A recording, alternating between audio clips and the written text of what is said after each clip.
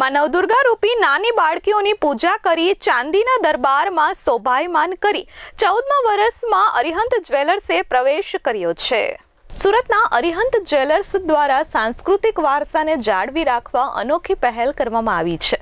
જ્વેલર્સના 13 વર્ષ પૂર્ણ થતા 14મા વર્ષના મંગળ પ્રવેશ નિમિત્તે બાળ સ્વરૂપ નવદુર્ગાની પૂજા કરવામાં આવી હતી। આ પ્રસંગે તમામ દીકરીઓ તેમજ ઉપસ્થિત બહેનોને ભેટ પણ આપવામાં આવી હતી। લોકો ભારતીય સાંસ્કૃતિક વારસાને સમજે તે હેતુથી અનોખો સાંસ્કૃતિક કાર્યક્રમ યોજવામાં આવ્યો હતો। અરિહંત જ્વેલર્સમાં માતા નવદુર્ગાનો નવદરબાર સજાવવામાં આવ્યો હતો। માતાજીને ચાંદીના સિંહાસન પર બિરાજમાન કરવામાં આવ્યા હતા। અગાઉના સમયમાં રાજા રજવાડાઓ પણ ધાતુના સિંહાસન પર બિરાજતા હતા અને તેને ધ્યાનમાં લઈ સાંસ્કૃતિક વારસાને જાળવી રાખવા આ અનોખો કાર્યક્રમ યોજાયો હતો। આ કાર્યક્રમમાં મોટી સંખ્યામાં ગ્રાહકો તેમજ આસપાસના વિસ્તારના લોકો જોડાયા હતા। વર્તમાન સમયમાં લોકો ડીજે વગાડી કે ફટાકડા ફોડી પોતાની સફળતાની ઉજવણી કરતા હોય છે, પરંતુ અરિહંત જ્વેલર્સ દ્વારા ભારતની સંસ્કૃતિ અને વારસાને જાળવી રાખવા આ અનોખી પહેલ કરવામાં આવી છે।